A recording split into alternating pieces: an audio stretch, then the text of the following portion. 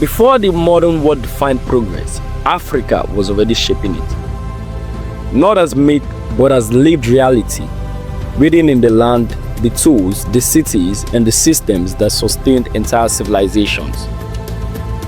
By 1000 years before the Common Era, iron was already being mastered in West Africa. The Nok people present-day Nigeria smelted iron with precision, transforming farming, defense, and society itself. At the same moment, much of Europe still relied on stone and limited bronze tools. Africa did not wait for instruction. It innovated independently through knowledge, experimentation, and organized labor. In the ancient kingdom of Kush, the city of Muro rose as an industrial giant. By 300 BC, its iron production flowed an entire region, centuries before medieval Europe emerged. Africa's cities were not accidental. They were planned, governed, and engineered long before urban stone architecture became common in Europe after the 11th century. Along African eastern coast, stone cities faced the Indian Ocean. By the 19th century, Swahili city-states traded confidently with Arabia, Persia, India, and beyond.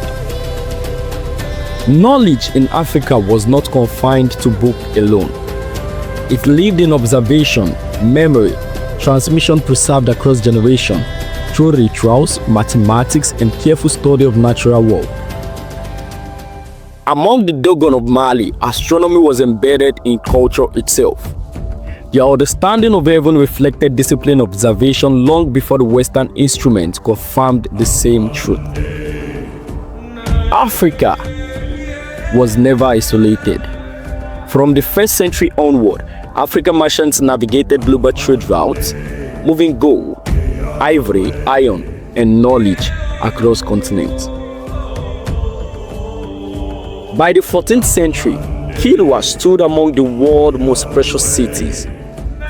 Visitors described its beauty, order, and wealth, testimony to African global economic presence.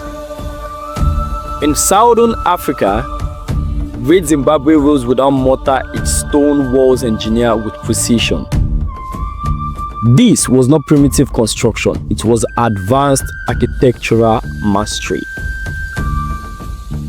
Africa's city-state developed complex systems of governance, taxation, diplomacy, and law centuries before modern political theory emerged in Europe.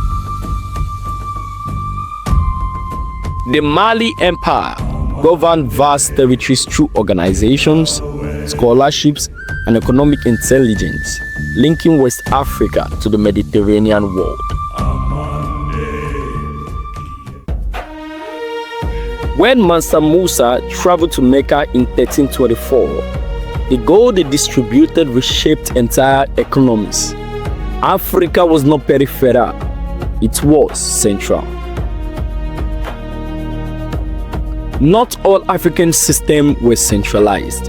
Among the Igbo, governors relied on consensus, balance, and the accountability political sophistication still studied today.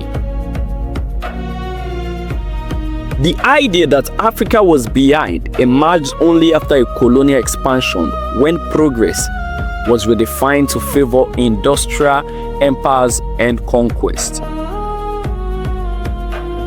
Archaeology tells a different story.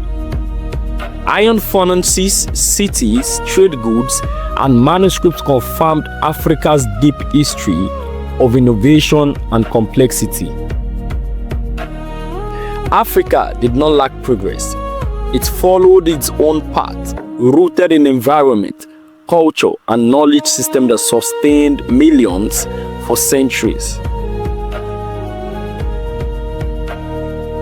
When timelines are compared honestly, Africa's achievements often appeared earlier, not later.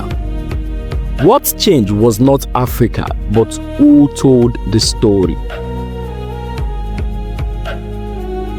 Africa was never waiting to be discovered. It was building, governing, trading, and observing the universe long before the world agreed on what progress meant.